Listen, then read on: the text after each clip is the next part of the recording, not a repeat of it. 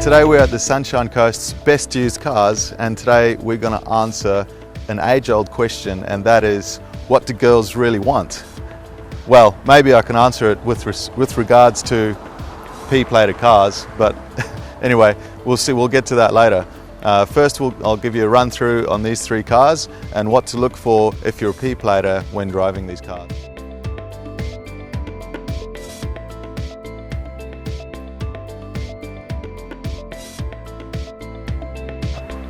Okay, so there are four main things to look for when you're choosing a P-plated car or your first car, and that is safety, maneuverability, reliability, and economy.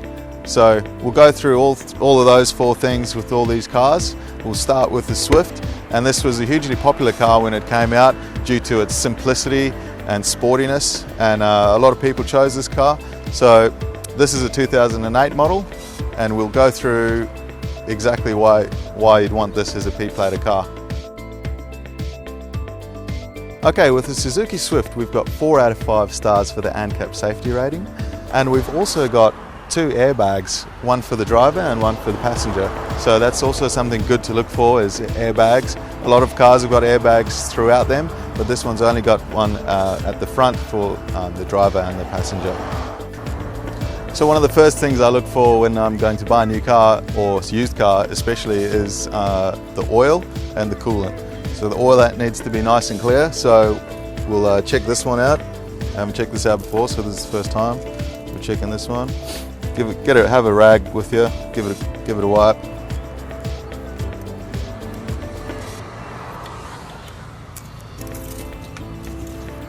And we can see here the oil is full to the top there, and it's looking pretty clear, so that's a good sign. Second thing that we can check is the coolant, which is also very important. It's normally a nice green color. This here you can see is topped up on the overflow tank here, so that's where you can check the coolant. Sometimes they've got screw caps you have to unscrew, but this one we can see it all looks okay in there for the coolant. And they're the two most important things in your car, oil and coolant, to keep it running nice and reliable. So you can see this hood scoop here doesn't really do much. The intake is here, but I think, yeah, it's a bit more of a gimmick than anything else.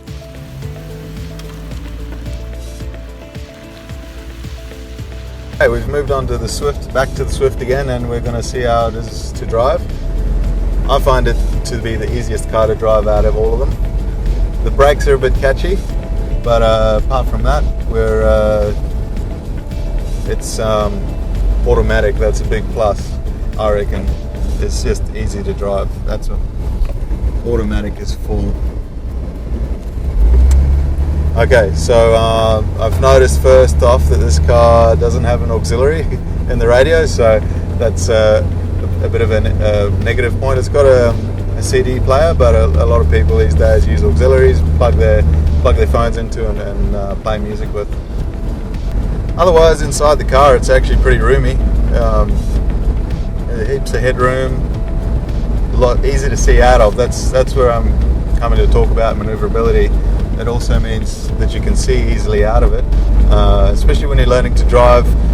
You don't want big blind spots in your view with the car's B pillars or A pillars. So yeah, good visibility all around.